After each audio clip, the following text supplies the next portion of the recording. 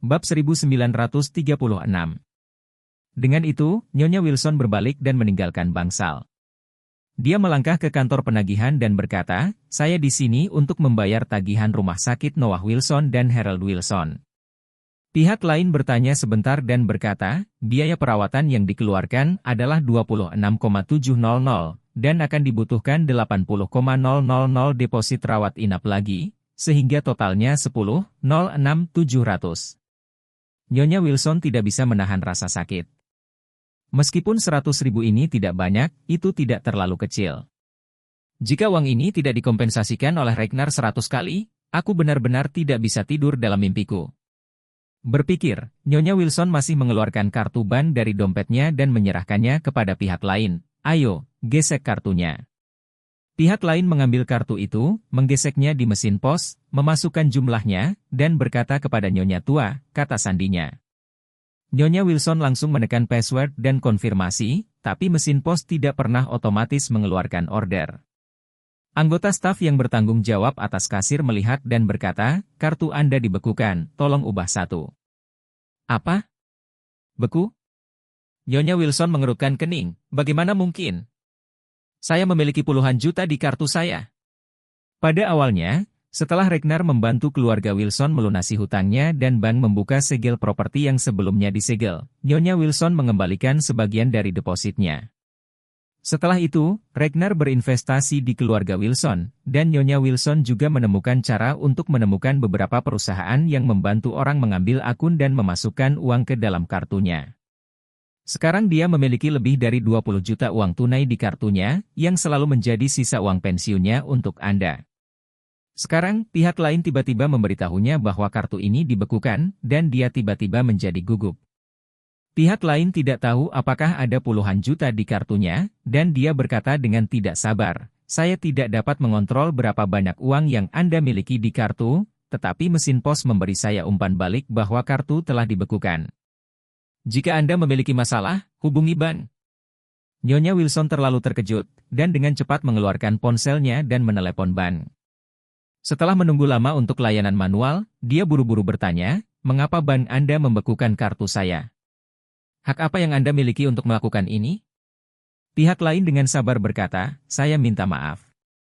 Ini menunjukkan bahwa kartu Anda memang dibekukan. Alasan pembekuan adalah karena kreditor Anda mengajukan pelestarian properti ke pengadilan." "FCK ibumu." Nyonya Wilson memarahi dengan marah, "Saya telah melunasi semua hutang saya sejak lama, bagaimana bisa ada kreditor?" Pihak lain juga sedikit marah, "Nyonya, tolong bicara dengan benar dan jangan bersumpah. Saya dapat melihat dokumen pelaksanaan pelestarian properti. Dokumen tersebut menunjukkan bahwa kreditur Anda Ragnar Wu memprakarsai pelestarian properti dan dia membantu Anda membayar kembali jumlah tersebut sebelumnya. 10 juta hutang, dan puluhan juta dana diinvestasikan di perusahaan Anda, tetapi sekarang dia harus menarik semua pinjaman dan investasi, jadi dia telah membekukan kartu bank Anda." "Apa?" Nyonya Wilson tiba-tiba merasa menggelegar. Apakah Ragnar melakukan divestasi? Bukankah itu berarti bahwa keluarga Wilson akan kembali ke situasi sebelumnya tanpa apa-apa dan berhutang? Bab 1937. Melihat Nyonya Wilson berdiri dengan tatapan kosong di tempat, pemungut tol rumah sakit bertanya, "Apakah Anda masih membayar? Jika Anda tidak membayar, kami mungkin meminta Anda untuk membebaskan kedua pasien." Nyonya Wilson segera mengambil kartu bank lain, memilih salah satu, menyerahkannya kepada pihak lain, dan berkata, "Coba ini lagi." Pengumpul tol itu mengangguk, mengambilnya, dan menggeseknya. Setelah Nyonya Wilson memasukkan kata sandi, dia menggelengkan kepalanya dan berkata, "Ini juga dibekukan." "Kalau begitu coba yang ini lagi." Nyonya Wilson memberikan semua kartunya secara berurutan, tetapi ingatlah bahwa tidak ada kartu yang berfungsi. Ini membuat seluruh tubuh Nyonya Wilson sangat putus asa. Tepat ketika dia bingung, panggilan telepon datang dan dia buru-buru terhubung, hanya untuk mendengar orang lain berkata, "Halo Nyonya, saya menelepon untuk memberitahu Anda tentang perusahaan, villa, kendaraan, lukisan antik, DLL. Di bawah Anda. Nama. Semua real estate telah disegel oleh pengadilan. Harap lunasi investasi Pak Ragnar secepatnya, jika tidak, semua aset Anda akan memasuki proses lelang." Nyonya Wilson menangis dan berkata, Anda mencoba memaksa saya mati. Pihak lain memiliki sikap resmi dan berkata, maaf, kami juga bertindak sesuai dengan peraturan. Jumlah hutang yang diklaim oleh kreditor Anda telah jauh melebihi aset Anda, jadi jika Anda tidak melunasi hutang tepat waktu, kami akan mengambil tindakan terhadap Anda. Nyonya Wilson tersedak dan berkata, putra dan cucu saya sekarang di rumah sakit. Saya harus membayar biaya rawat inap, bukan? Maaf, Anda sekarang adalah pemegang ekuitas negatif, dan jika Anda punya uang, Anda juga harus membayar Tuan Ragnar dulu. Kamu omong kosong. Nyonya Wilson berteriak dengan marah, apa bedanya kamu dan minum darah manusia? Maaf, itu dibenarkan untuk melunasi hutang. Nyonya Wilson meraung, Tuhan. Ibumu, pergilah bersamanya. Menindas wanita tua sepertiku, kau tidak bisa mati dengan damai. Karena itu, Nyonya Wilson segera menutup telepon dengan marah.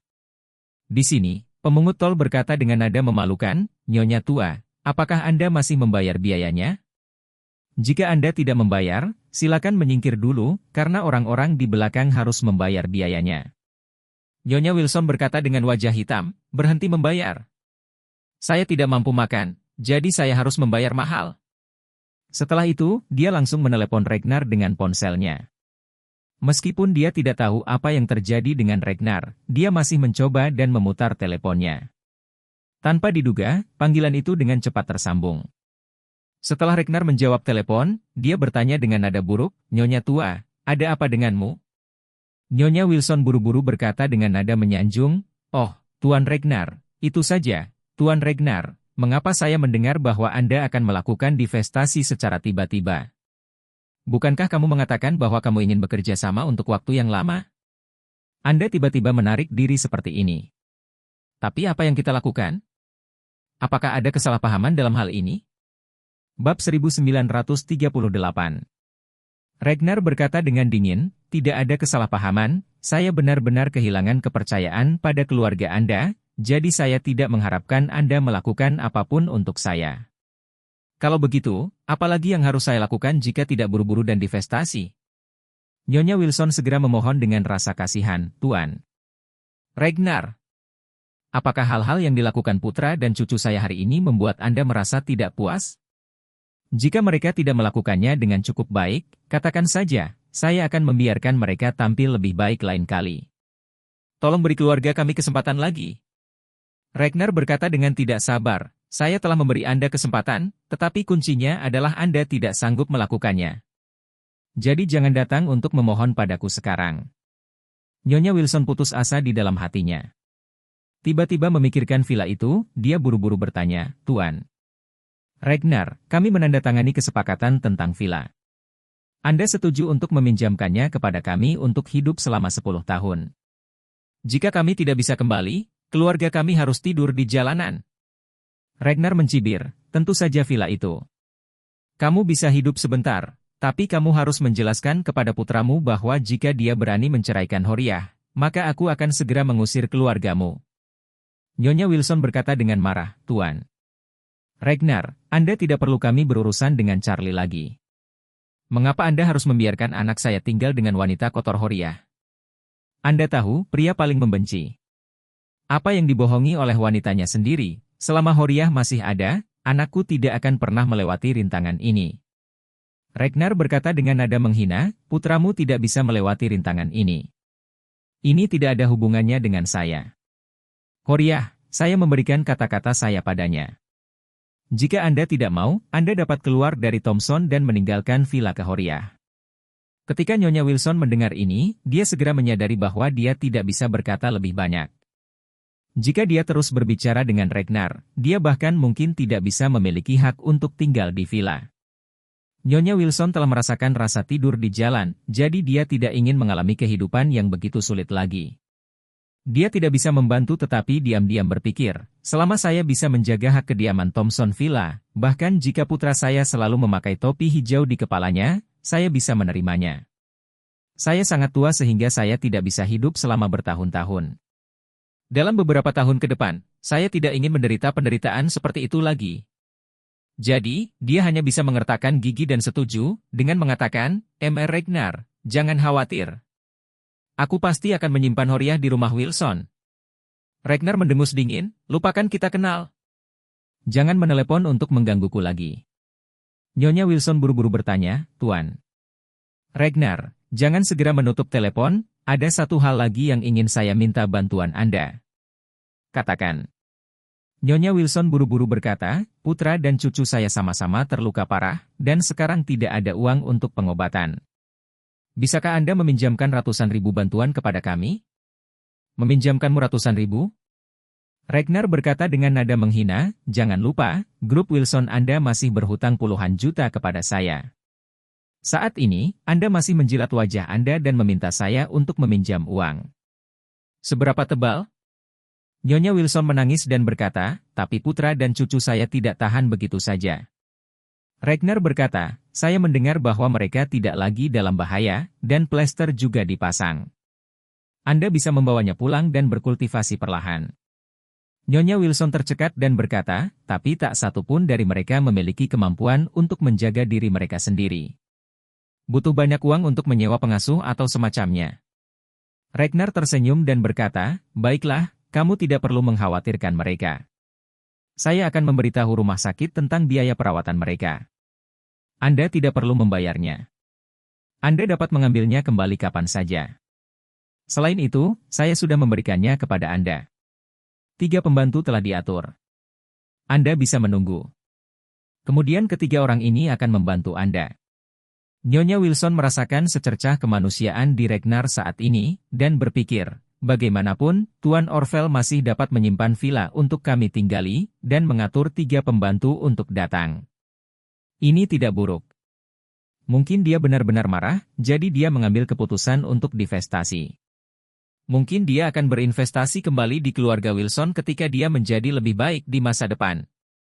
Memikirkan hal ini, Nyonya Wilson buru-buru berkata dengan penuh rasa terima kasih banyak. Bab 1939.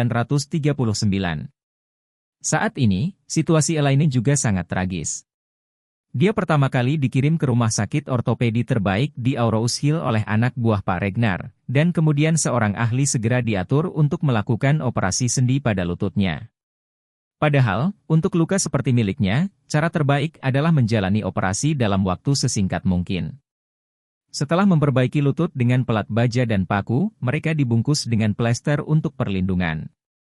Dengan cara ini, efek pemulihan terbaik juga bisa didapatkan. Setelah operasi, dia kembali ke bangsal, tempat anak buah Orvel sudah menunggunya. Bawahan itu membuka mulutnya dan berkata kepada Elaine, Miss Elaine, Anda telah melakukan banyak hal untuk menangkap Roxa kali ini, jadi semua biaya perawatan Anda kali ini akan ditanggung oleh agensi kami. Elaine melihat ke kaki kanan yang dibungkus lagi, dan dia menangis karena ketidaknyamanan, dan tersedak, Kamerat Interpol, toh kamu tidak bisa membiarkan jalang itu pergi. Pria itu mengangguk dan berkata dengan sungguh-sungguh, Miss Elaine, jangan khawatir, kami akan membawanya ke pengadilan. Dia berkata, ngomong-ngomong, Miss Elaine, demi keamanan pribadi Anda, saya harus mengingatkan Anda tentang hal lain. Begitu Elaine mendengar bahwa itu terkait dengan keselamatan pribadinya, dia buru-buru berkata, katakan. Pria itu berkata dengan serius, Roxa adalah penipu transnasional. Di belakangnya adalah grup penipu besar yang tersebar di puluhan negara. Meski kita sudah menangkap Roxa kali ini, masih banyak rekan Roxa yang harus ditangkap, jadi kamu tidak boleh memberitahu siapapun tentang masalah ini, jika tidak, kemungkinan besar kamu akan dibalas oleh kelompok penipu ini. Ketika Elaine mendengar ini, dia menangis. Bu, ini tidak ada habisnya. Karena hal inilah terakhir kali saya dibawa ke pusat penahanan. Saya sangat menderita dan kaki saya patah. Sekarang kakiku sudah pas, aku belum sempat melompat selama 2 hari, atau karena ini, kakinya patah lagi, kamu bilang mereka akan datang untuk membalas dendam padaku lain kali, lalu apa yang bisa aku lakukan di masa depan? Kenapa aku memiliki kehidupan yang sulit?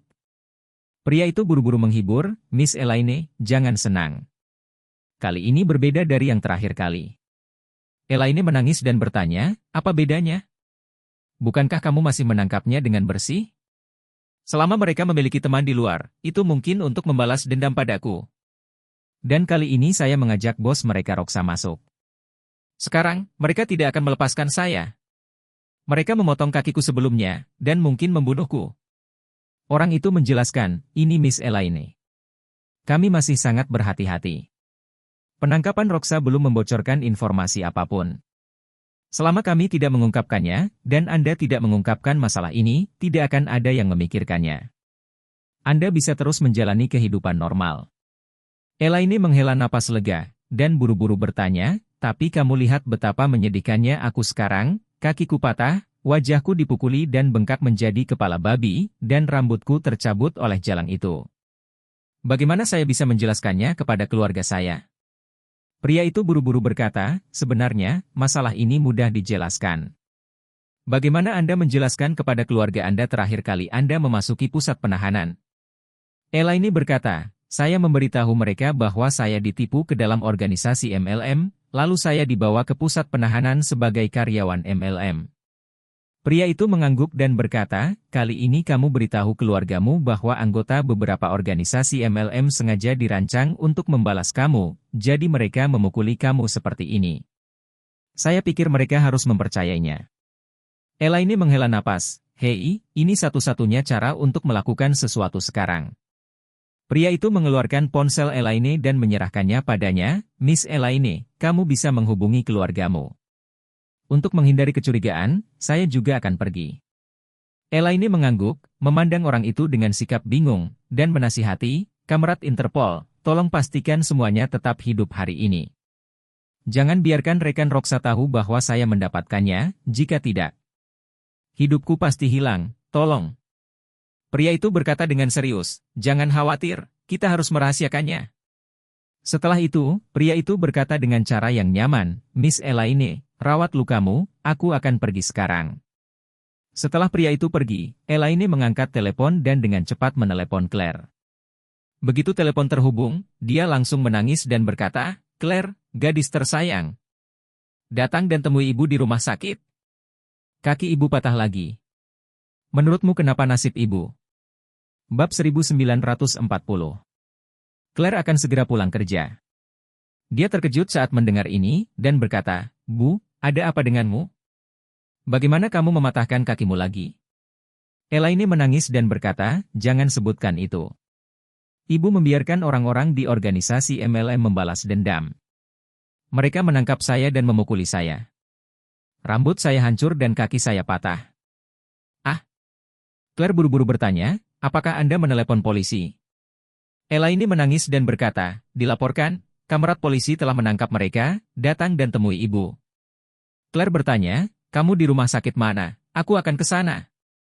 Elaine tersedak dan berkata, aku di rumah sakit ortopedi Aurous Hill ini, ayolah. Claire berseru, oke, Bu, tunggu sebentar, aku akan datang.